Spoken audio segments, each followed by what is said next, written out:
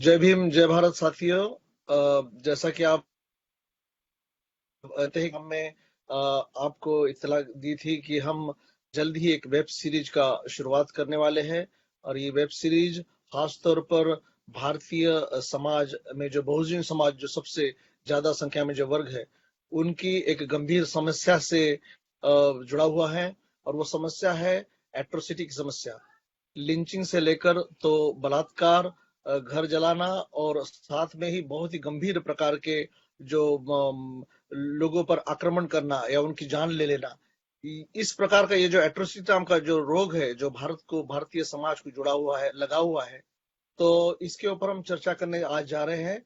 और ये web series 3 से 4 भागों में की जाएंगी। और आज हमारे साथ में जुड़े हैं हमारे बहुजन समाज के प्रथितयश अधिवक्ता, सुप्रीम कोर्ट के प्रैक्टिशनर लॉयर नितिन मेश्राम जी, और साथ ही बहुत ही बहुमुखी प्रतिभा के धनी कार्तिक नव्यान जी।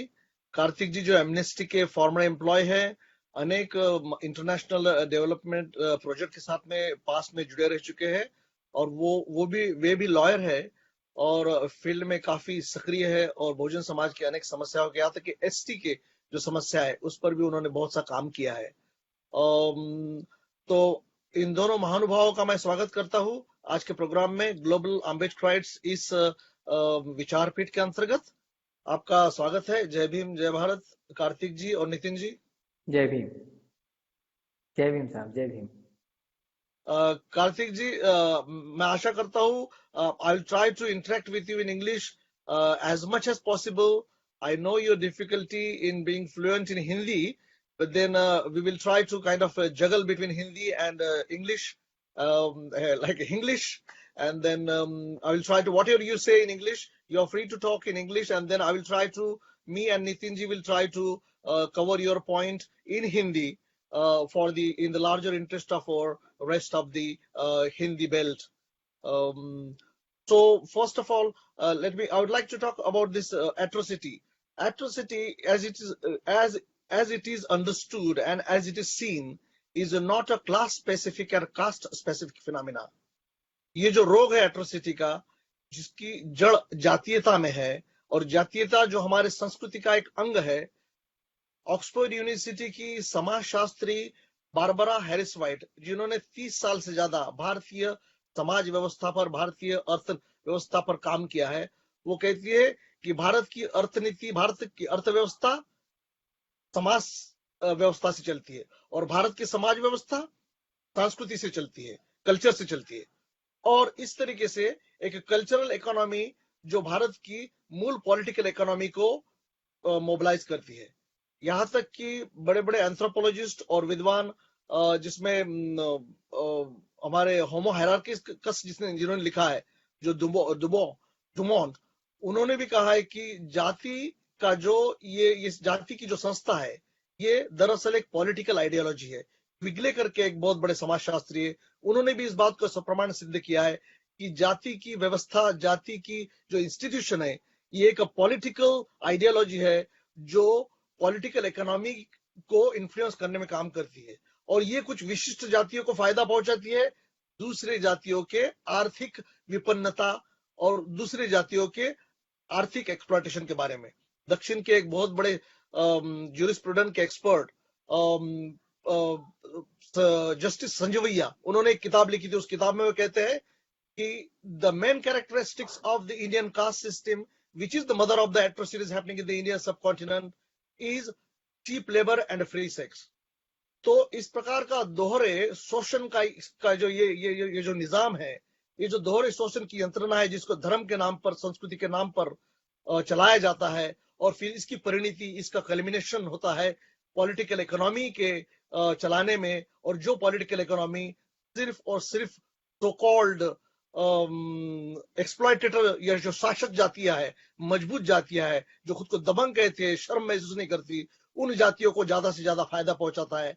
इस कल्चरल कैपिटल को वो सोशल कैपिटल में, और सोशल कैपिटल को इकोनॉमिकल कैपिटल में वो तब्दील करते हैं, और बड़े बेशर्मी से इसका समर्थन भी करते हैं। तो इस असमानता की, इस शोषण की घृणित व्यवस्था की जो एक सबसे काली बाजू है, वो है एट्रोसिटी। वो है जो गरीब समाज है, जो कुचला हुआ समाज है, जिनको कल्चरली स्टिग्मेटाइज बना दिया गया है, उन समाज के लोगों पर आक्रमण करना, जो ऑलरेडी गरीब है, कमजोर है, शैक्षणिक दृष्टिकोण से, आर्थिक दृष्टिकोण से, सामाजिक दृष्टिकोण से पिछड़ा है, राजनीतिक दृष्टिकोण से अंडर रिप्रेजेंटेड है, उन लोगों पर आक्रमण करके उनके जान माल की हत्या करना, उनको मार डालना, उनके रहवास को जला डालना। ये जो अमानवीय, ये जो व्यवस्था है, ये जो अमानवीय इंस्टीट्यूशन है, ये जो अमानवीय जो फिनोमेना है, इस पर हम आज चर्चा करने जा रहे हैं। और आप सभी जानते हैं कि भारत के आजाद होने से पहले और भारत के आजाद होने के बाद में आज 70 सालों में ऐसे बहुत बड़े बड़े हत्याकांड हुए हैं, जघन्य हत्याकांड हुए हैं, जिसमें करमचंदू हत्याकांड है, जिसमें सुंदूर का हत्याकांड है, जिसमें लक्ष्मणपुर बाते का हत्याकांड है, जिसमें खैरलांजी है, जिसमें मिर्चपुर का हत्याकांड है, जिसमें एक विशिष्ट गरीब दबे कुचले लोग कहते हैं कि भारत गरीब की जाति नहीं होती, लेकिन भारत में गरीबों की जाति होती है। और उन्हीं गरीब और हैंड टू माउथ पोजीशन में सरवाइव करने वाले समुदाय पर, क्योंकि वो चिप लेबर में काम नहीं करना चाहते, वो अपने हक की मांग करते हैं, इसके लिए उनको मिलकर सारे समूह ने 4-5 लोगों को मिलकर मार डालना, या किसी 200-300 समूह ने, सो कॉल्ड दबंग जाति के समूह ने इनके घरों पर हमला करके इनकी हत्या कर डालना, इनकी बहु बेटियों की इज्जत लूटना, ये जो घृणित अमानवीय हत्याकांड है, ये लगातार होते आए हैं। खैरलांजी, उसके बाद में मिर्चपुर, उसके बाद में अभी हाल ही में जो डॉक्टर पायल तड़वी जो कि आदिवासी कम्युनिटी की थी, उनकी एक इंस्टीट्यूशनल हत्या हुई है, रोहित वेमुला की हत्या, ऐसे अनेक हत्याकांड लगातार होते जा रहे हैं। और इन हत्याकांडों की खासियत यह है कि ये एक विशिष्ट वर्ग के द्वारा दबे कुचले और गरीब वर्ग पर किए जाते हैं, जिनकी अपनी एक जाति की पहचान है। ये समझना भी गलत है कि सिर्फ इस घृणित अमानवीय सामाजिक कृति का रिसीविंग एंड पर सिर्फ गरीब दबे कुचले लोग ही है। लक्ष्मणपुर बाते की हत्याकांड जब हुआ बिहार में, उसके पहले बर्रा का एक हत्याकांड है, जिसमें भूमिहार लोगों के 10 से 15 तक लोगों को, भूमिहार कम्युनिटी के तथाकथित माले के लोगों ने, मार्क्सिस्ट एंड लेनिनिस्ट पार्टी के कार्यकर्ता लोगों ने उनकी जान ले ली थी। तो ये दुधारी तलवार है, जिससे एक मारने वाला भी कटता है और मरने वाला भी कटता है। तो ऐसे ही इस गंभीर और ऐसे ही बहुत ही अहम विषय पर आज हम चर्चा करने जा रहे हैं। और हम we are going to talk about these particular heinous crimes committed in the name of atrocities all over India. With this, between these two sections, you cannot roughly divide them in the haves and have not, but then this is not going to work, because there is a black lining of the caste to this particular social phenomena. So my first question is going to be to Dr. Karthik Navyan, who is a former Amnesty employee who has worked beyond his own state. He hails from Hyderabad, but he has worked in Jharkhand, Chhattisgarh, and also he's a lawyer, and he's a social development practitioner, and he's a human rights activist, and most controversial because of his outspoken views on who should voice the concern of the suppressed. So we are going to go to Dr. Lawyer Karthik Navyan, and we are going to ask him that what are the safeguards, what are the safeguards, constitutional safeguards against such a heinous crime as atrocity in the Indian subcontinent, in our constitution, and within the legal mechanism to curb such heinous crimes in our society. Karthik ji.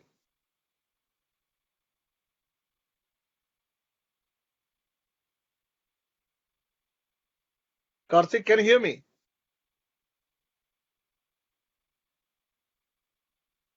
Karthik? Karthik, can you hear me?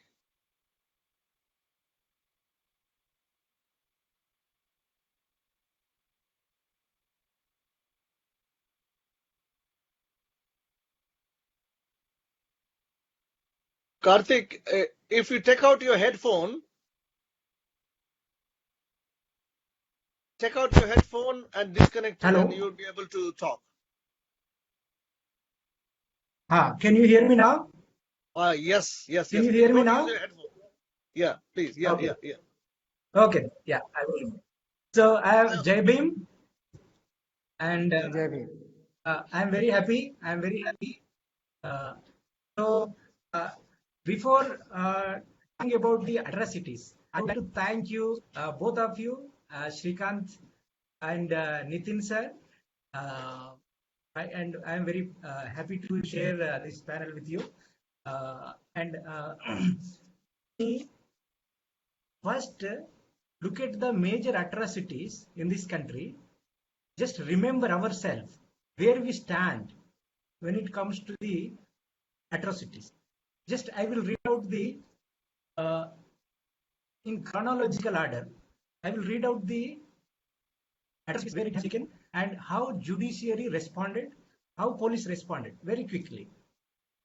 Because we have record of mass atrocities on Dalits only post-independent India. Before independent India, I am not aware of the mass atrocities on Dalits.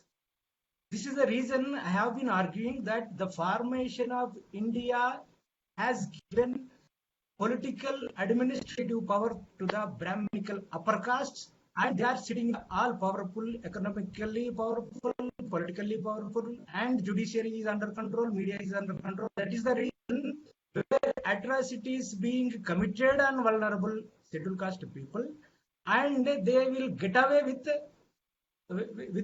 acquittals. So let me.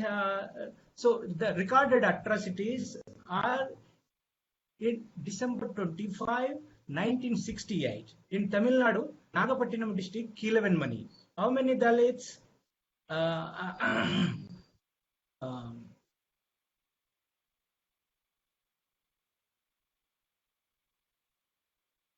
अच्छा अच्छा okay okay उनसे बात So, कीजिए for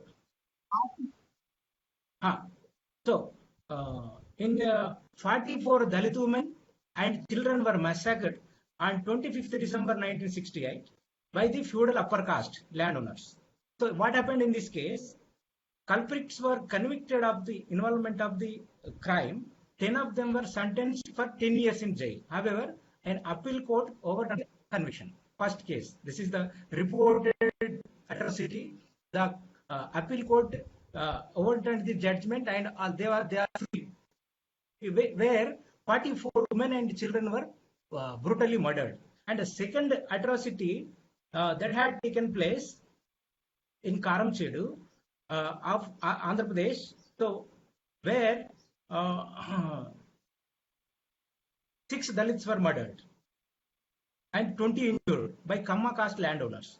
On 17th July 1985, the trial court sentenced 159 people to the life imprisonment. This is achievement actually, but which later struck down by the API court. And in the Supreme Court, bench consisting of B.N. Agarwal and G.S. Singhvi sentenced the main accused Anjaya to the life term and 29 others to the 3 years imprisonment. So there is a reduction of imprisonment.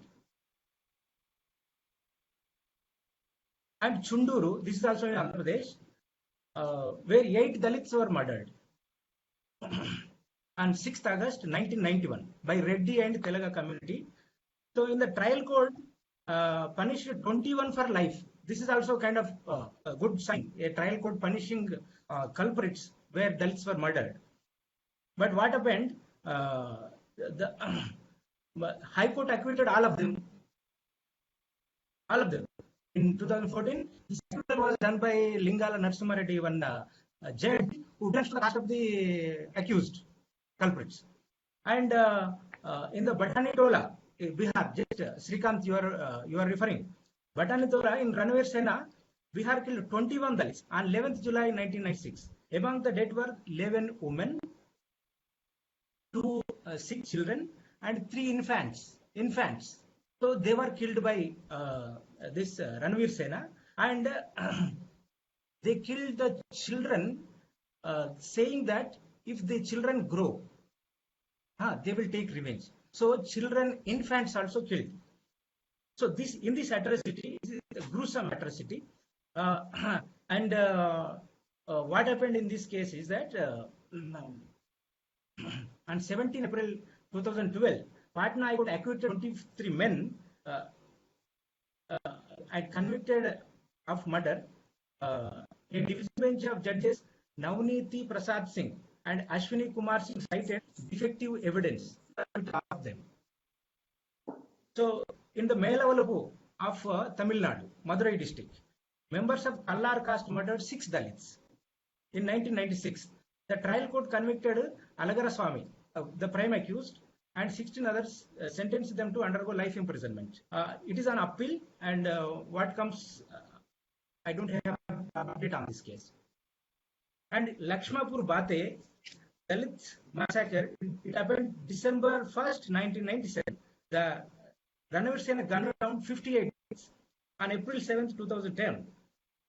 Vijay Prakash Mishra, additional judge, Patna had given a death sentence to the 16 convicts. This is a really good sign where death sentence. I am against the death sentence, but still, when our law judiciary advocates for the death sentence in rarest of the rare cases, we have to see that Dalit atrocities on Dalits has to be seen as rarest of rare cases.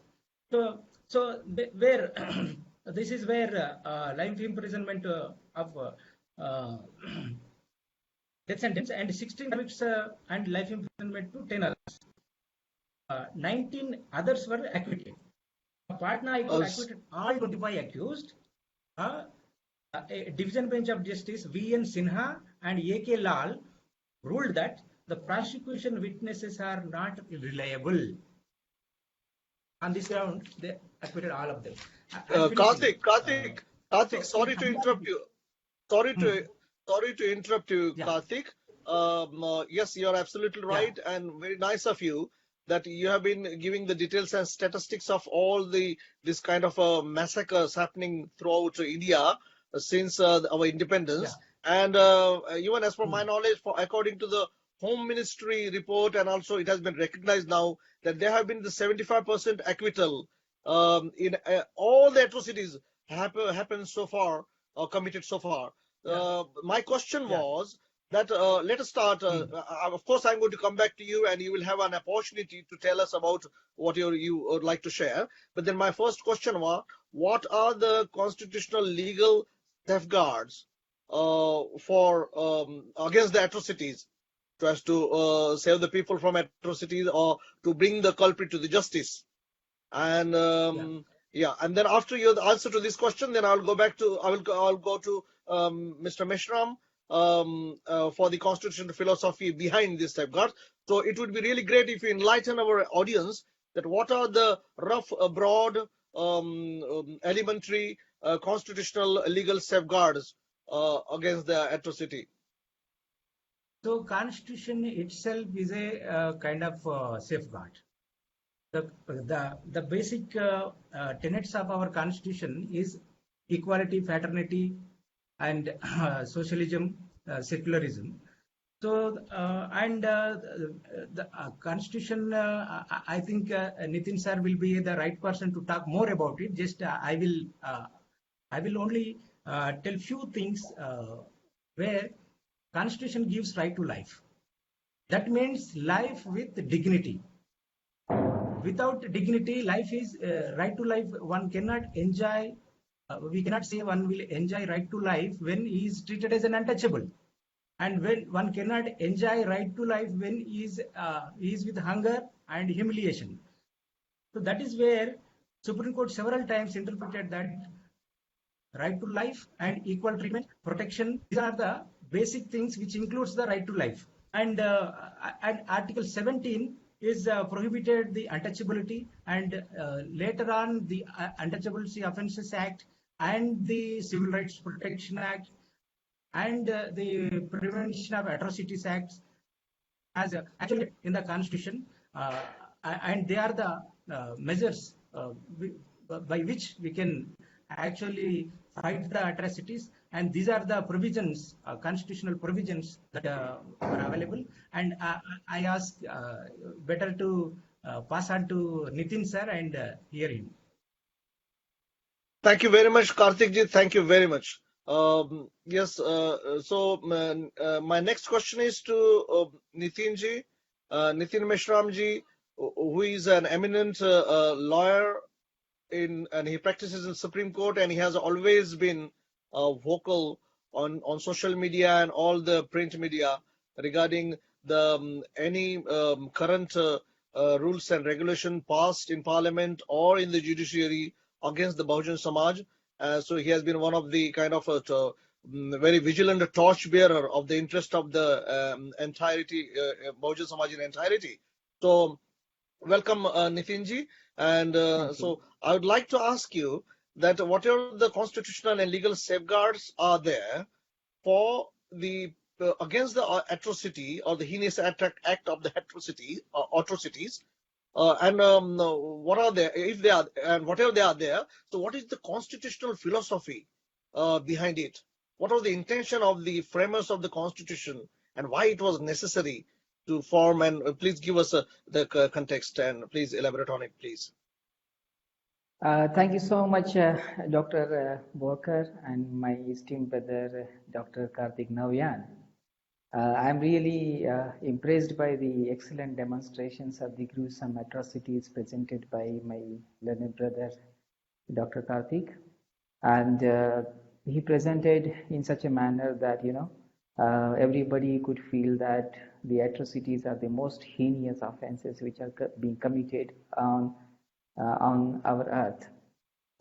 Friends, I would tell you that this is not the only constitution which has provided this kind of mechanism, because most of you would feel that there was a demand since many years to prevent the atrocities against SC, STs and many people. I tell you that these are not the SC, STs alone who suffer the atrocities of caste.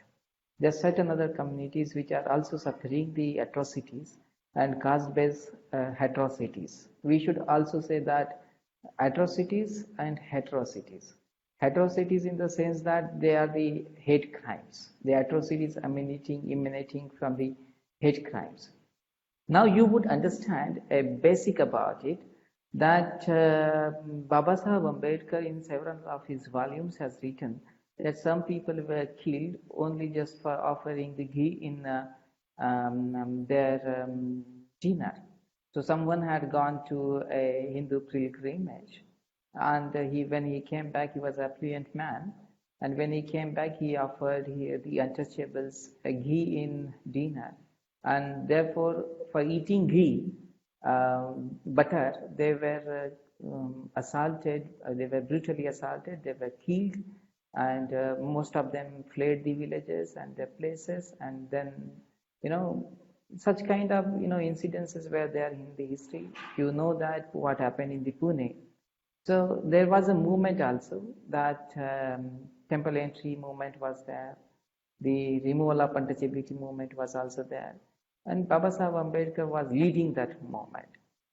Now, this is very interesting to know that the IPC is one of the very important safeguard, I would feel, though it has not taken care of the angle of caste, but it has taken care of the assaults being committed against the people. So I would say that the atrocity provision is not the first ever provision in the Constitution. There were certain other provisions which were there in the IPC and such other criminal laws. So like I tell you, committing a rape, committing murder, there were some mechanism has been provided by the Indian Penal Code in 1860. Now you would again further see the situation that despite the enactment of IPC, nothing had changed in the life of the untouchables because of these atrocities. Now, therefore, the provision under the Constitution was adopted under Article 17. Now, most of the people think that the Article 17 was enacted by Babasaheb Ambedkar, but there is an opinion and there is a historical evidence to that, which says that Babasaheb Ambedkar was not of the opinion of Article 17 in the present form. He wanted some different article in the Constitution to prevent the untouchability. It was the Congress party, and particularly K.M. Munshi from Bombay, He was a member of the Constituent Assembly, and he has introduced this provision of untouchability in the Constitution, that the untouchability in all forms has been prohibited, and its practice has been shall be made punishable in law. So the law has to be enacted by the Parliament under Article 35 of the Constitution, because that has been declared an offence under Article 17 of the Constitution, and whatever is declared under this Part 3 of the Constitution, to provide the, if something is declared an offence under that part of the Constitution, then the Parliament has to make a law on that. So under Article 35. So Baba Saheb Ambedkar wanted annihilation of caste in the Constitution, because he was of the opinion that the untouchability is an outcome of the caste system. It is an impact of the caste system, that people are divided in the caste, and unless the Indian society annihilates the caste, the untouchability cannot be annihilated, it cannot be removed, it cannot be forbidden. And that's what we are saying, that merely forbidding the untouchability, we are not able to stop the menace of untouchability by merely forbidding it. So that is one of the angle I think we should understand. Second thing I would tell you, that the Constitution stands on a Westminster kind of model, and it has a guarantee of personal liberties of people. Like Article 14 provides for the equality before the law and equal protection of laws. Sorry Nitin ji मैं I am extremely sorry, मैं आपको बहुत माफी चाहूंगा interrupt करने के लिए। जहां तक आप कृपया हिंदी में अगर बोलेंगे तो अच्छा रहेगा। Okay fine. सो जो इम्पोर्टेंट चीज यह है कि संविधान में जो आर्टिकल 14 है, आर्टिकल 14 में यह बताया गया है कि सब के लिए समानता है, और कानून का जो है सबके लिए समान इस्तेमाल किया जाएगा। जो वेस्टमिनिस्टर काइंड ऑफ मॉडल है उसका इस्तेमाल किया जाएगा। सेकेंडली, दूसरी ये बात बताई गई है कि किसी भी नागरिक के साथ में भेदभाव नहीं किया जाएगा, चाहे जाति के आधार पर, धर्म के आधार पर, या फिर उसके वंश के आधार पर, इस तरह का कोई भेदभाव नहीं किया जाएगा। तो ये कॉन्स्टिट्यूशन में गारंटीज है। बट आप ये देखेंगे बहुत स्टार्क चीज आपको सामने आएगी जब आप कॉन्स्टिट्यूशन पढ़ेंगे, तो ब्रीच ऑफ इक्वालिटी ऑफेंस नहीं बनाया गया है। मतलब आपके समानता के अधिकार को कोई छीन लेता है या उसका हनन करता है तो उसका वो ऑफेंस नहीं है इंडिया में। यदि आपके साथ जाति के आधार पर कोई व्यक्ति भेदभाव करता है तो वो इस देश में अपराध नहीं है। संविधान में मैं आपको कह रहा हूँ वो अपराध नहीं है। बट यदि आपके साथ कोई अस्पृश्यता करता है, अनटचेबिलिटी करता है, तो that has been made an offence by the constitution itself. So that being the situation, मुझे ये लगता है कि संविधान में जो फिलॉसफी है वो फिलॉसफी यह है कि अनटचेबिलिटी को, उसकी प्रैक्टिसेस को बैन करना है, अनटचेबिलिटी के प्रैक्टिसेस को बैन करना है। ये कॉन्स्टिट्यूशन का फिलॉसफी है। उसके लिए उन्होंने क्या सेफगार्ड्स दिए हैं, क्योंकि उनका ये मानना था कि सिर्फ अनटचेबिलिटी, उसके बहुत सारे कारण उन्होंने दिए थे।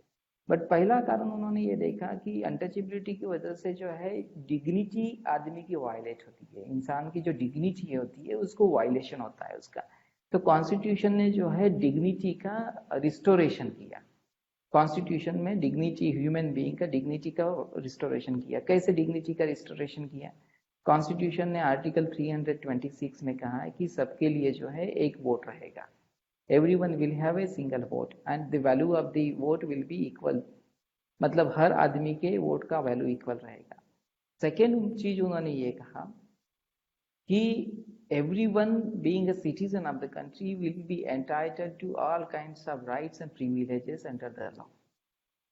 थर्ड इंपॉर्टेंट चीज ये कहा है कि यदि आपके राइट्स का वायलेशन होता है तो you can go to Supreme Court under article 32 of the constitution. जैसे आर्टिकल 17 है, article 17 is a fundamental right under the constitution, but you have seldom seen that people have gone to the Supreme Court for seeking a writ remedy of the violation of the article 17। कोई नहीं गया है अब तक, किसी ने try नहीं किया है। बट मेरा ये मानना है कि आर्टिकल 17 के लिए लोगों ने सुप्रीम कोर्ट में आर्टिकल 32 में जाना चाहिए.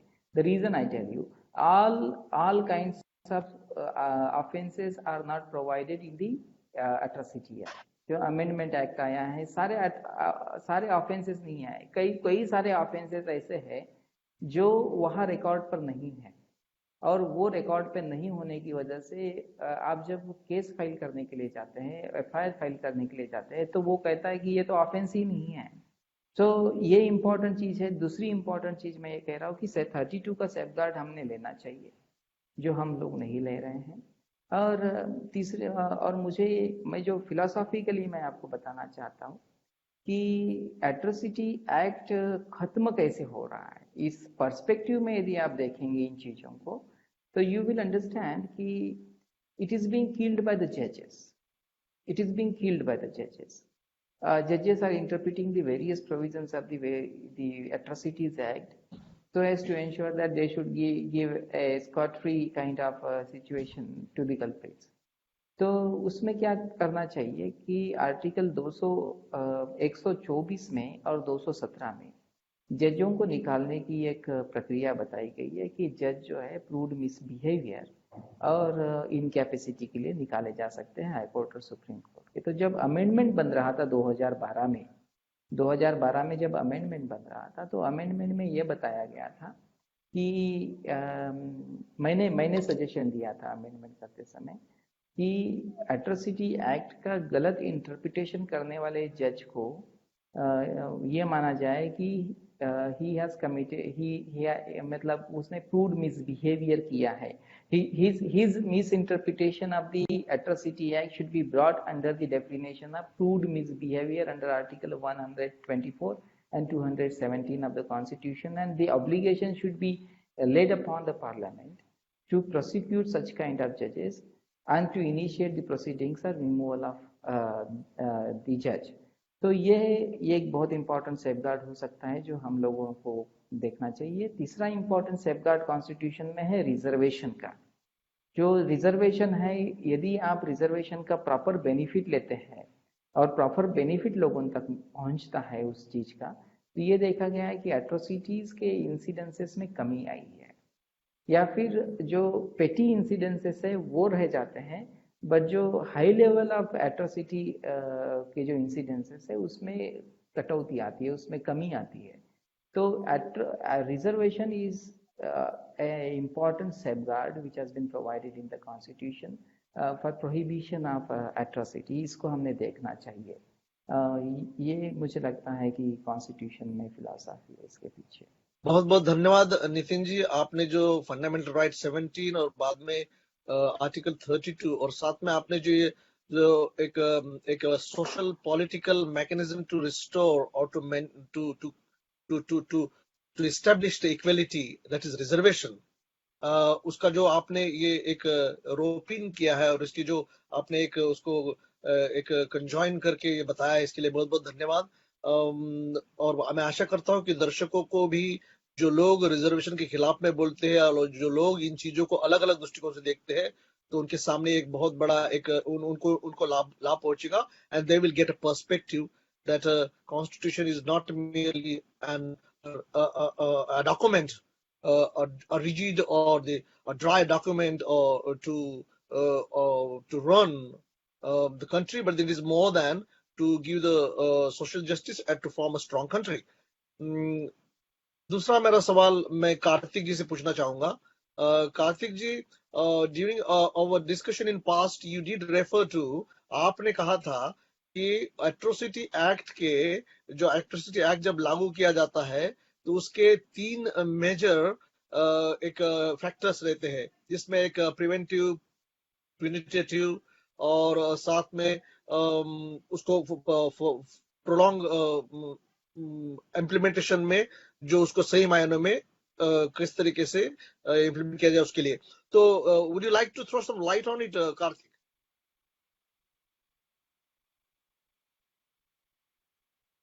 Kartik? Karthik ji? Yeah, he is there. हाँ कार्तिक जी. Yes, yes. Sorry. There is a connection problem. Can you hear me? Go ahead, Yes, go yes, ahead. yes, we can.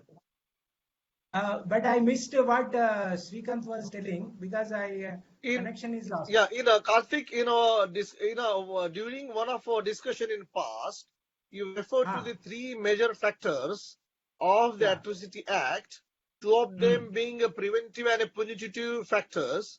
And you Yes, said yes. that one of the factor has been neglected by the judiciary and the implementary bodies. Exactly. Yeah. Yeah, So, please elaborate on yeah. it. Yes. Yeah. Thanks, Nitin sir, for elaborate provisions under the Constitution. Now, Constitution is a kind of principles. It abolished untouchability, it provided equality, and secularism, fraternity, everything that is philosophically provided to us and very well explained by Nitin sir. So we will come to the next part is the law, which is the implementation of the principle. So to implement the principle, we need rules. For example, if we are driving a car on the road, there will be a board. This is a accident prone area. Go slow. So that means you have to go slow. So like that, SCST Atrocities Act given a word atrocity prone area. Rule 3, 1995 Rule 3, atrocity prone area. So it is the responsibility of district administration and mandal administration to recognize the atrocity prone area. For example, see, any atrocity takes place as a process. Atrocity is not an accident. Atrocity will not happen as if it is an accident. Atrocity certainly happens through a process. Atrocity, you can go back to the any of the atrocities that had taken place in this country. Atrocities started mostly in the public places, places where untouchables have claimed the right. For example, public path. If untouchables walk on the public path, it will become a issue. There can be atrocity. There may be an atrocity. For example, public well. For example, school. For example, cinema hall. These are the commons. Everybody, as a citizen of this country, having equal access. But so-called untouchables are prohibited in that areas. If they appear there, then the conflict starts.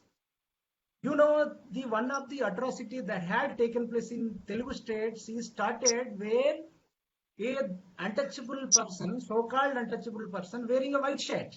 That itself is a problem to What this a shame. society. So the point here is the act provides the first component of the act is to prevent the atrocities. To prevent the atrocities, government have to identify the atrocity prone areas. Like roads department identify the accident prone areas. The district collector has to identify in his jurisdiction what are the atrocity prone areas and where upper castes are holding guns and where there is small incidents are taking place. Whether there is a land dispute between so-called untouchables and Savarnas, then that may lead to atrocity. Then the village VRO, village revenue officer, has to intervene and inform to the mandal revenue officer. In return, mandal revenue has to inform to the local police, and local police has to arrange a post in the village in protection of the Dalits. These are the preventive measures which rules are provided by the Act. In 2011, I applied 500 district collectors RTI applications. I asked them, what are the preventive measures initiated in your district? 3 questions I asked. Can I have some more time to tell this? Please. Yeah.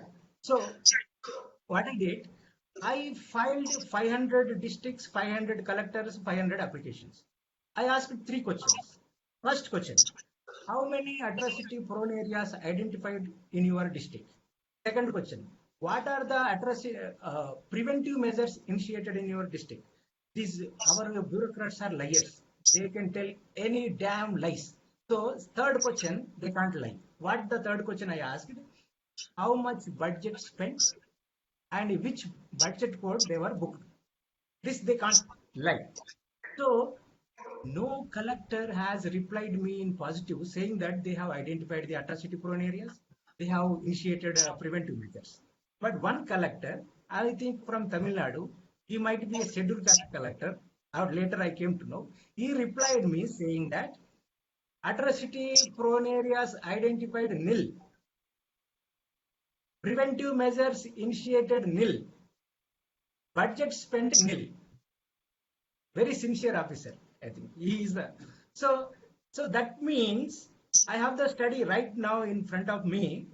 So there is the tragedy. No collector is meeting. Collector is the chairman for vigilance and monitoring committee that is set up under the act, and collector has to meet every month, and there will be a community member in that committee. There will be a advocate who is with legal knowledge. I don't think any district collector functioning the vigilance and monitoring committee, which required to be function, which needs to be identify the atrocity prone areas, which need to initiate the preventive measures. So the first, the act itself says preventive, prevention of atrocities. The main objective is not to punish, not to rehabilitate. The act title itself says preventive, SC, prevention of atrocities. This prevention of atrocities is grossly neglected by the government. Even some of the activists with whom I am working, 10th class, intermediate passed activists, know much better about the SC/ST Act rather than bureaucrats sitting in the offices. I am damn sure they studied very well because they are on the ground. They read the act. They ask people to explain and understand. So what are these things? So the second component, which you will never find in any law, is punitive. Punitive is very important, and this Scheduled Caste and Scheduled Tribe Prevention of Act has this provision. Section 4. If a inspector not taking your complaint, or if you don't have a written complaint, he has to write the complaint, and after writing he has to read back to you, and after reading back he has to register the complaint. After registering the complaint, he has to give the copy of that complaint to you. Four, the police officer has to do 4 things. So if he neglect any of these 4, this police officer become the co-accused in the case. He will be that is willful negligence of a public officer, and he will be liable for the disciplinary actions from the department, as well he is also liable for the penal action. So this portion of the act, no, you will find nowhere, because as on today we will see the data of atrocity cases where they have registered. There are hundreds, thousands of cases goes unreported, unregistered. So this punitive, in Hyderabad High Court, when a public interest litigation was filed, the investigation officer is supposed to file charge sheet in the 60 days. But I have cases on my table. In 2008, crime has happened. As of now, after 12 years, no charge sheet is filed. In 2010, some cases, no charge sheet is filed. These all are amounts to willful negligence of a public servant. Then our Bojja Tarakam sir, the great late Bojja Tarakam sir, argued in the court saying, sir, we invoke section 4 against the investigation officers. So 99% of investigation officers liable to be punished under section 4. So but we will not find any case registered under section 4 against the public servants. Similar to the first component, why the preventive measures are not initiated, Why Section 4 is not invoked? The main two components, very important components of this act is to prevent and punitive. So these are neglected because so to me, implementation of a law is a political decision. Prevention of atrocities is a political decision, and committing atrocities and preventing atrocities both are political decisions. Until unless the ruling people and the ruling class is interested. For example, this in one case we have to here Colonial Porat Samiti, one of the strong organization, they have to sit for a dharna before a police station for 1 month for registration of FIR against a upper caste person for raping a Dalit woman. That is the status of our thing. So why these things are happening? Because the law is there and mechanism is there. To implement a law, we need three things. There should be a law, there should be implementation machinery, there should be will, there should be political social atmosphere. If a so-called untouchable person goes to a police station, how the police response will be? It's easy to guess. This may be false case. Thank you very much, Karthik. Thank you, Karthik. Thank you very much. I'll come back to you. And before the hand, I would like to back to Nitinji. As Karthik has said, that the Section 4 has not been kind of used. There is a kind of a political reluctance, and there is a kind of a nexus among all those people, those who should be implementing the law. But then, rather than implementing, they are more interested in kind of sweeping it under the carpet and ignoring it literally, and let the perpetrators go scot free. So, and also one more important thing, gentlemen, I would like to request you: let us not perpetrate, let us not enforce the same discourses and narratives and the terminologies. We can use, rather than the upper caste, we can use perpetrator caste. Rather than the powerful people, we can use the criminal caste, and then let us stigmatize and shame those people, those who otherwise find in the mainstream media with a kind of a very lionizing terms for themselves. So, Nitinji, would you like to add something on this?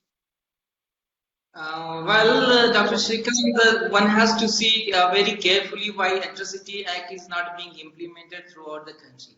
This is not the case of one place or one state. This is happening across the country. And if you see that why this is happening, you would come to know that the state is very much hostile towards the implementation of this act. Second aspect is that the police machinery is very, very hostile, and they are reluctant and they don't want to go ahead and implement this act. Now I tell you, under Article 256 of the Constitution, we have a provision under the Constitution which talks about that the state is bound to implement the act passed by the Parliament. Now, if you read Article 256, I will read it for you. I think this is something very, very important. We should look into it. And Article 256, I'll read. It says, just a moment. I'll not take much time. Yeah, obligation of state and the union. It says the executive power of every state shall be so exercised so as to ensure compliance with the laws made by Parliament and any existing laws which apply in that state.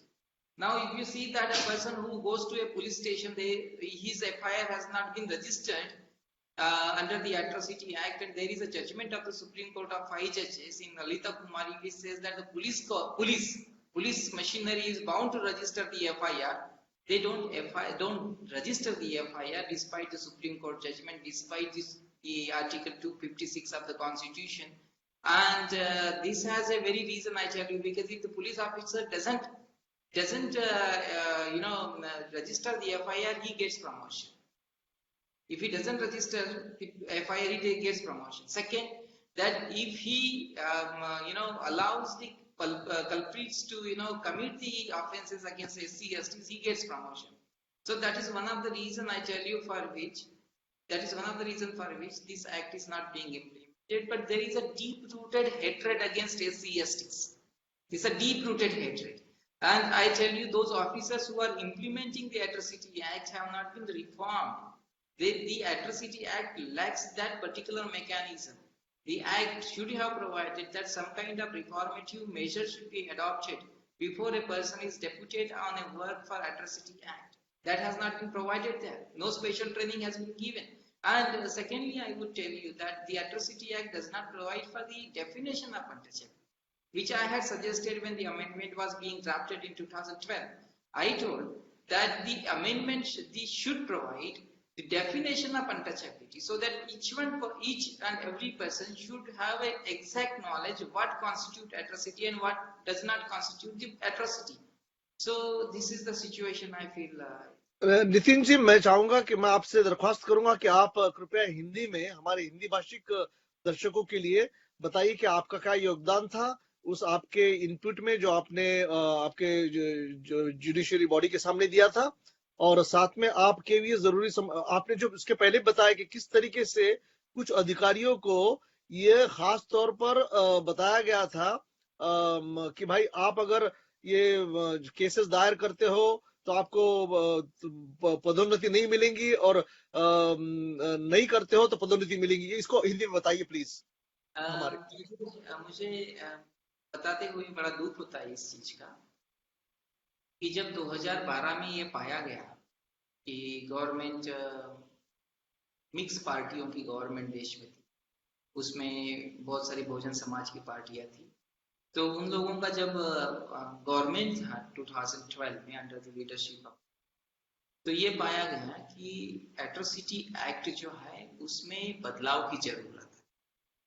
और बदलाव की क्यों जरूरत है? क्योंकि उसमें offences जो है वो आर्केइक हो चुके हैं, बहुत पुराने हो चुके हैं, और अभी नए ऑफेंसेस बढ़ते जा रहे हैं। मतलब ये फिनोमिना रुक नहीं रही है, मतलब नए नए ऑफेंसेस बढ़ते जा रहे हैं। अभी ऑफिसेस में ऑफेंसेस बढ़ते जा रहे हैं, इंटरनेट के थ्रू ऑफेंसेस। तो सरकार ने ये सोचा कि इसको रिविजिट किया जाए इस एक्ट को, और इस एक्ट को रिविजिट करने के लिए जो है फिर उन्होंने एक कमेटी, और ये काम जो है बैंगलोर में था, और बैंगलोर में इसका अमेंडमेंट को ड्राफ्ट करने के बारे में सोचा गया। तो पहली एंड बहुत इंपॉर्टेंट चीज ये देखी गई कि ऑफेंसेस बहुत कम थे, जो पुराने ऑफेंसेस थे उसमें बहुत कम ऑफेंस, तो नए ऑफेंसेस उसमें जोड़े गए। नए ऑफेंसेस जोड़ने के बाद उसका अभी आप देखेंगे कि बहुत लंबा लिस्ट हो चुका है ऑफेंस। बट उस समय मैंने उन लोगों को कहा था कि आप इतने सारे ऑफेंसेस जोड़ रहे हैं, ये इंसिडेंसेस है, हो सकता है कि एक इंसिडेंस ऐसा हो जो उसमें कवर्ड ना हो, और उसकी वजह से किसी बंदे के खिलाफ यदि एट्रोसिटी होती है तो वो बंदा जो है उसके पास कोई रेमेडी नहीं रहेगी। इसीलिए आप डिफाइन कर दीजिए कि अनटचेबिलिटी क्या है, और अनटचेबिलिटी जैसे आप डिफाइन करेंगे तो वो ऑफेंस वहां मेंशन हो या ना हो, वो प्रोहिबिटेड है, that will be an offence under the constitution, also under the SC/ST atrocity. तो उन्होंने मुझे ये कहा कि यदि हम इस तरह से करेंगे तो हो सकता है कि ये लिमिटेड हो जाएगा, ये जो है इसका दायरा जो है लिमिटेड हो जाएगा। तो मैंने कहा कि आप लोगों ने ऑलरेडी ये स्पेसिफिकली जो ऑफेंसेस 15-20 ऑफेंसेस आप लोगों ने जो प्रोवाइड किया है, तो एट्रोसिटी को आपने 15-20 इंसिडेंट्स में आपने लिमिट कर दिया है, 15-20 इंसिडेंट्स में लिमिट कर दिया है। तो यदि आप ऐसा कहेंगे कि अनटचेबिलिटी क्या है, तो अनटचेबिलिटी चीज यह है कि जो हिंदू धर्म के कहने के हिसाब से जो लोग SC/ST कम्युनिटीज में पैदा हुए हैं उनके प्रति हेट्रेड की, घृणा की भावना है, और उसकी वजह से जो है उन लोगों के प्रति जो है बाकी नॉन SC/ST लोग जो है अपराध की भावना रखते हैं और अपराध करते हैं। इतना भी आप लिख देंगे तो शायद ये फर्क पड़ेगा, बट उन्होंने उस बात को एक्सेप्ट नहीं किया। दूसरी बात मैं आपको कह रहा हूँ कि एट्रोसिटी एक्ट का जो अमेंडमेंट हो रहा था उस समय इंपॉर्टेंट सजेशन दिए थे, और वो इम्प्लीमेंट भी हम लोगों ने किए। पहला ये था कि जो क्वालिफाइंग वर्ड्स आप देखते होंगे, जैसे मैं brother Kartik he would also appreciate this thing, कि जो क्वालिफाइंग वर्ड जैसे इंटेंशनली कमिट्स, जैसे आप ऑफेंस में देखेंगे कि whoever not a member of SC/ST intentionally commits or intentionally does or wrongfully does or willfully commits, ये जो वर्ड थे willfully, intentionally, wrongfully, इसको हमने हटाने के लिए कहा। और हमारा आर्गुमेंट ये था कि SC/ST के खिलाफ जो ऑफेंसेस है वो विलफुली होते ही है, उसको अलग से विलफुली कहने की जरूरत नहीं। बट यदि आप उसमें विलफुली देखेंगे तो उसका विल ढूंढना पड़ेगा हमें, और फिर कोर्ट कहेगा कि नहीं इसने विलफुली नहीं किया, तो they will find out the mains Riya in that. तो हम लोगों ने जो है उस समय की गवर्नमेंट को जब अपना रिपोर्ट दिया तो हमने ये सारे वर्ड्स को हटा दिया था कि विलफुली नहीं रहेगा, उसमें इंटेंशनली नहीं रहेगा, उसमें डेलिबरेटली नहीं रहेगा, ये सब क्वालिफाइंग वर्ड्स है। और इस वर्ड्स की वजह से जो है एट्रोसिटी एक्ट जो है पूरा वीक हो चुका है। तो जब आप कोर्ट में जाते हैं तो नहीं उसने डेलिबरेटली नहीं किया, now you do not have any justification, how will you say that he has not done the act of offense deliberately? तो उसकी वजह से जो है हमने जब गवर्नमेंट को भेजा तो ये सब रिमूव करके भेजा। उसके बाद गवर्नमेंट में उस समय SC/ST के ही मिनिस्टर थे जो सोशल जस्टिस उस डिपार्टमेंट के हैं, उन्होंने दोबारा उसको रिविजिट किया और उसमें वो वर्ड्स डाल दिए। तो ये बहुत सीरियस मैटर है। एट्रोसिटी एक्ट उसकी वजह से जो है ठीक से नहीं चल रहा है। यदि आपको एट्रोसिटी एक्ट ठीक से चलाना है तो आप लोगों ने वो जो क्वालिफाइंग वर्ड्स है, क्वालिफाइंग इंटेंशन वाले जो वर्ड्स है, डेलिब्रेशन वाले जो वर्ड्स है, उसको हटा देना चाहिए, क्योंकि offence is offence. Third important चीज मैं आपको जो बोलना चाहता हूँ इस मैटर में, वो इंपॉर्टेंट चीज मैंने सजेशन दिया था कि जो जजेस लोग हैं वो सबसे बदमाश है इस एक्ट में। मतलब वो चाहे सुप्रीम कोर्ट हो, हाई कोर्ट या डिस्ट्रिक्ट कोर्ट के हो, GOP जजों के पास ये मैटर जाता है वो बहुत। और इसीलिए मैंने ये कहा कि यदि वो एक्ट का इम्प्लीमेंटेशन क्या है और एक्ट का इम्प्लीमेंटेशन क्या नहीं है, what is against the act and what is in favour of the act, ये हमने डिफाइन करना चाहिए एक्ट में। और यदि कोई जज वो डेफिनेशन के खिलाफ जाता है, against the spirit of the atrocity act जाता है, तो उसको प्रूव्ड मिसबिहेवियर माना जाए और पार्लियामेंट के ऊपर ये ऑब्लिगेशन रखना चाहिए कि उसको निकालने की प्रोसीडिंग्स ऑटोमेटिक शुरू करनी चाहिए। उससे क्या होगा कि वो जज को जो है डर लगा रहेगा। ये चीज मैंने उसमें बताई थी। चौथी मैंने इंपॉर्टेंट चीज ये बताई थी कि पार्लियामेंट ने SC/ST की माफी मांगनी चाहिए इस एक्ट, देश के पार्लियामेंट ने, कि देश के पार्लियामेंट ये मानती है कि SC/ST के खिलाफ जो है इस देश में ग्रूसम असॉल्ट्स हो रहे हैं, हीनियस क्राइम्स हो रहे हैं और मोस्ट अनफॉर्चुनेट तरीके से जो है उनकी जिंदगी इस देश में बसर हो रही है। उसके लिए देश का पार्लियामेंट माफी मांगता है और उनके अधिकारों की रक्षा के लिए ये कानून बना। ये डेफिनेशन प्रियम्बल में आना चाहिए करके मैंने ये कहा था। ये सारी चीजें हम लोगों ने की। जब गवर्नमेंट के पास गया, गवर्नमेंट ने इस चीज को हटा दिया। ये चीज है। तो आज आप जो देख रहे हैं कि एट्रोसिटी एक्ट क्यों नहीं चल रहा, पहली चीज कि हमने एक तो प्रोविजन डाला, पहली बार हम लोगों ने 2012 प्रोविजन डाला कि जो पुलिस ऑफिसर्स है जो निग्लिजेंस करते हैं उनको भी हमने एट्रोसिटी के दायरे में लाया सेक्शन 4 में। वो फर्स्ट टाइम 2012 के बाद ही आया है जो हमारा अमेंडमेंट। तो उस समय, बट मैं आपको कह रहा हूं कि अभी उसमें भी बहुत सारे लूपहोल्स हैं उस एक्ट में जो है, उस 4 में, सेक्शन 4 में वो जैसे कि वैसे एक्सेप्ट नहीं किया गया, उसमें वो लूपहोल्स डाल दिए गए। So they have enabled the police officers to do the negligence of their duties. तो उसकी वजह से समस्या ये हो गई है कि एट्रोसिटी एक्ट को आप इतना भी स्ट्रेंथन करेंगे तो एट्रोसिटी एक्ट स्ट्रेंथन नहीं हो सकता। ये मेरा अपना ओपिनियन है। आपको उसको स्ट्रेंथन करने के लिए अलाइड साइड में जाकर उसको स्ट्रेंथन करना। पहला आपको क्या स्ट्रेंथन करना होगा कि आपको पुलिस के सर्विस कंडीशंस रूल्स बदलने, पुलिस सर्विस कंडीशंस के रूल्स। यदि वो बंदा एट्रोसिटी एक्ट में कुछ भी गलती करता है तो he will be deemed to be terminated from the service. यदि आप पुलिस का कोई भी सर्विस रूल बनाएंगे और उसमें ये कहेंगे कि एट्रोसिटी एक्ट में यदि उसमें एक भी मिसकंडक्ट करता है तो he will be under suspension for 6 months, वो बंदा करेगा ही नहीं। सेकेंड, मैं आपको कह रहा हूं कि जज लोगों को पनिशमेंट देंगे आप, ये पार्लियामेंट से निकालने का पावर इस एक्ट में डाल देंगे तो वो जो है जज बदमाशी नहीं करेगा। तो इस तरह से जो है ना एट्रोसिटी एक्ट के बाहर जाकर आपको एट्रोसिटी एक्ट को स्ट्रेंथन करना पड़ेगा। एट्रोसिटी एक्ट के अंडर रहकर आप इसको स्ट्रेंथन नहीं कर सकते। बहुत बहुत शुक्रिया नितिन जी। थोड़ी देर पहले कार्तिक भाई ने भी बताया कि किस तरीके से उन्होंने जो एक सर्वे करवाया और उनसे उनको पता चला कि जो एट्रोसिटी प्रोन एरियाज है, वहां के जो डिस्ट्रिक्ट मैनेजर है और उन लोगों का जो एक बहुत ही निराशाजनक और शर्मनाक रवैया रहा है कि ये प्रतिरोधात्मक कार्रवाई करने के लिए, एट्रोसिटी होने से पहले ही रोकने के लिए। नहीं, आप मुझे अभी एक ये डिस्कशन का पार्ट है कि हाँ आप जी। देखेंगे कि जो डिस्ट्रिक्ट कलेक्टर को बताया गया है कि he has to designate the atrocity prone areas, उसने अब तक किया है नहीं किया है, इसका रिपोर्ट उसके पास होना चाहिए, क्यों नहीं किया है इसका भी रिपोर्ट उसके पास होना चाहिए। सही उसके कहा पास नहीं, क्योंकि मैं खुद एक डिस्ट्रिक्ट कलेक्टर से इस मामले में बात कर चुका हाँ हूं। जी। तो मुझे क्या कहना है कि जब वो डिस्ट्रिक्ट कलेक्टर अपनी रिस्पॉन्सिबिलिटी परफॉर्म नहीं कर रहा है तो उसको पनिशमेंट होनी चाहिए, बेशक बेशक। पनिशमेंट होनी चाहिए। अब उसको कोई पनिशमेंट नहीं होती है, उसकी वजह से बंदा एंजॉय कर रहा है बरोबर है, बरोबर है, ना? बरोबर। तो उसका एंजॉयमेंट कहीं ना कहीं आपको रोकना पड़ेगा। यही है मैं हम लोगों को 2012 में स्टॉप इस एंजॉयमेंट। आप जब तक ये नहीं करेंगे तब तक इस एट्रोसिटी एक्ट को लागू नहीं हो सकता।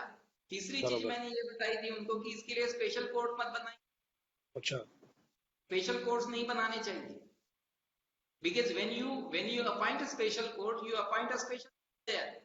या तो स्पेशल जज जो होता है ना वो मोस्ट बायस जज होता है, अच्छा अच्छा अच्छा।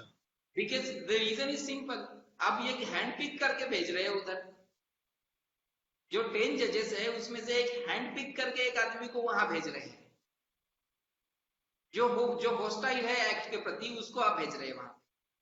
तो जो रेगुलर कोर्ट के सामने यदि ये एक्ट की केसेस आती है तो he will treat the he can be any जज एज पर दी असाइनमेंट। या 10 जजेस जैसे आपको बता रहा हूँ कि दिल्ली के पटियाला हाउस कोर्ट में 20 से 30 एडिशनल जजेस होंगे, तो उनके में से कोई भी एक बंदे के पास जा सकता है, he can be favourable, he can be hostile. But आप एक स्पेशली 30 लोगों में से एक आदमी को बना देंगे तो एडमिनिस्ट्रेशन हॉस्टाइल है, हॉस्टाइल जज को बना देगा। बराबर तो है। स्पेशल कोर्ट्स जो है उसको अबॉन्डन कर देना चाहिए। थर्ड इंपॉर्टेंट चीज मैंने, फिफ्थ इंपॉर्टेंट चीज जो मैंने उनको कही थी, that is most significant I think, मैंने उनको कहा था कि इसके ट्रायल के लिए आप इसका जो ट्रायल है एट्रोसिटी ऑफेंसेस का, उसको आप जो है सीआरपीसी के दायरे से हटा दीजिए। अच्छा। CrPC is a procedural code in India which provides how the trial should be conducted, how police power should be exercised, how a charge sheet should be filed, how bail should be granted, how conviction and sentence should be awarded, how judgment should be written. All these things are there in the CRPC. मैंने उनको कहा था कि आप atrocity act को अपने आप में एक कोड बना दीजिए। It should provide everything there कि पुलिस पावर कैसे एक्सरसाइज करना है, चार्जशीट कैसे फाइल करना है, विद इन पीरियड कितने दिन करना है, ट्रायल कैसे होगी और उसका कन्विक्शन कैसे होगा, सेंटेंस कैसे होगी। ये 4-5 चीजें जो है ना आप इसमें प्रोवाइड कर देते तो it will be A separate code in itself. अब क्या हुआ कि जब सुप्रीम कोर्ट में ये मैटर गया और कहा कि जो सेक्शन 18 है, सेक्शन 18 में ये कहा गया है कि anticipatory bail will not be granted in this matter. Anticipatory bail, अभी 8 दिन पुरानी बात है कि इलाहाबाद हाईकोर्ट के एक जज ने ये कहा कि यदि accused person if he surrenders in the court itself then there is no prohibition of granting the anticipatory bail in this matter. This is the most hostile interpretation of the act, most hostile. तो supreme court ने ये कहा कि क्योंकि 438 CrPC का जो section है उसको ये एक्ट ओवरराइड नहीं कर सकता, ये उनका इंटरप्रिटेशन था। इसलिए मैंने उनको ये कहा कि आप इसको स्पेसिफिकली मेंशन कीजिए कि irrespective what is written in 438 हम उस चीज में नहीं जा रहे, सीआरपीसी इस मैटर में लागू नहीं होगी, इतना मेंशन करके नया कोड बना दीजिए, this will be enforceable through out the country. नहीं किया।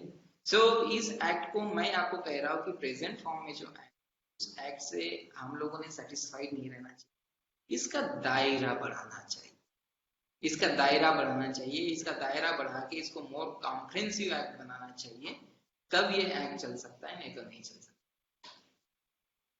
नितिन जी बहुत बहुत धन्यवाद आपके कि आपने जिस तरीके से आपने और कार्तिक ने भी जो वाकये बताए कि रोजमर्रा की जिंदगी में, न्यायपालिका में, प्रशासन में और पुलिस डिपार्टमेंट में और जो इम्प्लीमेंटेशन करने वाली जो इकाइयां है उनमें किस तरीके का, किस हद तक एक निहायत ही शर्मनाक रवैया है, और उन लोगों जो जिसको हम सिविल सोसाइटी कहते हैं, ये बुद्धिजीवियों की जो जो बेईमानी है, जो जो जो परपेट्रेटर कास्ट है, जो खुद को बेशर्मी से दबंग दबंग कहना नहीं भूलते और कहते रहते, इन बेशर्म क्रिमिनल अपराधी प्रवृत्ति के जो इनके कास्ट है और इनके जो प्रशासकीय अधिकारी है, इनके न्यायपालिका में बैठे हुए इनके जो क्रिमिनल कास्ट के जो मेंबर है, ये किस बेशर्मी से किस हद तक जा सकते हैं, इससे आपके दोनों के जो अनुभव है फील्ड के और रियल लाइफ अनुभव से पता चलता है। तो जैसा कि आपने बताया कि एट्रोसिटी एक्ट जिस स्वरूप में है, वो उसको प्रभावशाली बनाने के लिए उसका दायरा बढ़ाना चाहिए और साथ ही उन लोगों को जिम्मेदार अकाउंटेबल पकड़ा जाना चाहिए। तो मेरा अगला सवाल ये है कि ये इसके ऊपर हम, जैसा कि मैंने बताया दर्शकों, हम ये वेब सीरीज है, ये बहुत ही गंभीर मामला है, हमारे राष्ट्रीय सामाजिक जीवन के ताने बाने को तोड़ने की शासक जातियों की साजिश है। जो लोग, जो शासक जातियां खुद को दबंग कहती है, खुद को वैलराइज करती है, उन कायर शासक जातियों ने इस एट्रोसिटी के हथियार का, दमन तंत्र का इस्तेमाल किया है। दमन तंत्र की नीति एक शत्रु पक्ष दूसरे अपने प्रतिस्पर्धी पर या शत्रु पक्ष पर करता है। दमन की राजनीति और राजनीतिक दमन, ये बाकी दुनिया में दो अलग चीजें है, दुनिया के अलग अलग राष्ट्रों में, लेकिन भारत में दमन की राजनीति और राजनीतिक दमन, ये दोनों ताने बाने एक साथ में है, और ये हमारे भारत देश के, हमारे मेन स्ट्रीम भारतीय समाज के जो एक ही को, उसके एक भाईचारे को तोड़ने का काम कर रहे हैं। नितिन जी और कार्तिक जी, according to the political science and one of the basic tenets of the political science, it has been shown, ऐसा बताया जाता है कि राजनीति शास्त्र में किसी भी राजा का सबसे बड़ा दुश्मन उसका अवाम होता है। इस दृष्टिकोण से अगर देखा जाए, और वो राजा कोशिश करता है कि उस अवाम को हर तरीके से एन के न प्रकारेण परेशानी में रखा जाए ताकि वो अपने हक की मांग ना करे।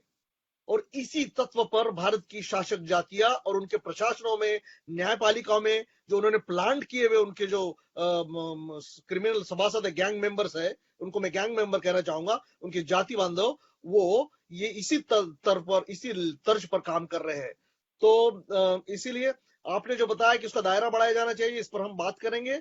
और साथ में मैं दर्शकों को बताना चाहूंगा कि ये वेब सीरीज है, हम चाहते हैं कि भारत को एक सशक्त राष्ट्र बनाने के लिए इस गंभीर विषय पर ज्यादा से ज्यादा जागृति हो, और इसके लिए हम अगले हफ्ते इसी समय इसी दिन और नितिन जी और साथ में और बाकी जानकार जो लोग हैं जिन्होंने इस पर काम किया है उनको लाएंगे और उनसे गुफ्तगू करेंगे और उनसे बात करेंगे, और इस वेब सीरीज के माध्यम से जनता में जागृति फैलाने का कोशिश करेंगे, जिससे भारतीय समाज सशक्त हो, उसमें भाईचारा बढ़े।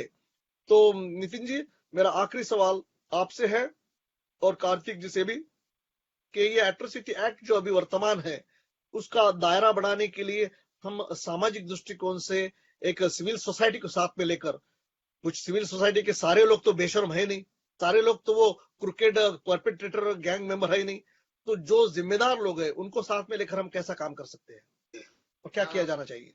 मेरा सजेशन ये है, आज क्या सुन पा रहे हैं? यस। मेरा सजेशन ये है कि सिविल सोसाइटी के लोगों ने वॉचडॉग की तरह काम करना चाहिए, हर केस के लिए अपडेट रहना चाहिए उसमें। इसमें नेमिंग एंड शेमिंग बहुत इंपॉर्टेंट चीज हो। जैसे किसी एक जज ने बदमाशी की तो आप उनका नाम लिख दीजिए और उसने क्या बदमाशी की उसको पब्लिश कर दीजिए। तो there should be a dedicated website for that. I would suggest that website should be situated away from India so that it should not be brought under the contempt of court jury.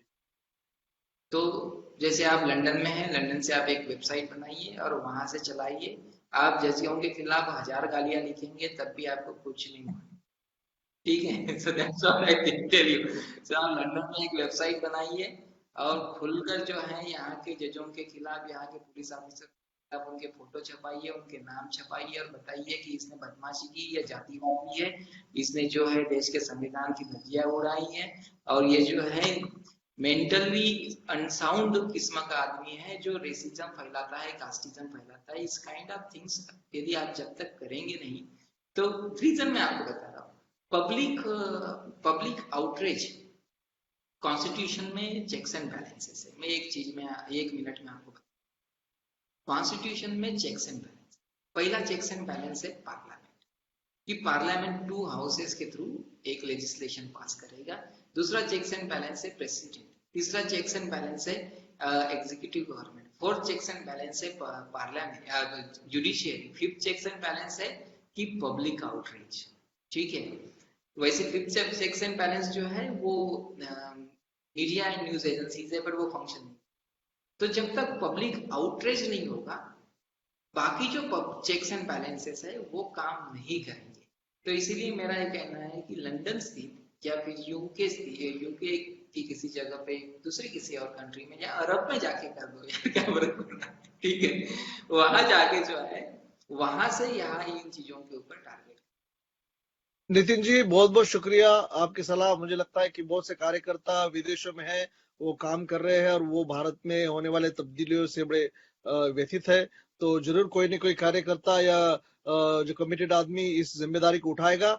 आपकी ये कल्पना बहुत ही innovative है और साथ में अभी हम हमारे समय से बहुत आगे जा चुके हैं। आप दोनों हमारे जो एक्सपर्ट है, इन्होंने आपने जो कंट्रीब्यूशन किया इसके लिए मैं आपका बहुत बहुत धन्यवाद। और बाकी की बातें हम अगले सीरीज के लिए रखते हैं और नए विषय को साथ में लेकर आएंगे। और बहुत बहुत धन्यवाद आपका, आप दोनों का। आप दोनों ने भारतीय समाज में भाईचारा बढ़ाने के लिए, समाज को सशक्त करने के लिए जो आपका समय दिया, इसके लिए आने वाली पीढ़ी आपका बहुत बहुत शुक्रिया अदा करेंगे। और अगले हफ्ते भी कृपया आपका समय आप दर्शकों निकाल कर रखिए। हम दोनों एक्सपर्ट को लेकर नए विषय के साथ में उसी टॉपिक पर आएंगे। धन्यवाद। जय भारत, जय।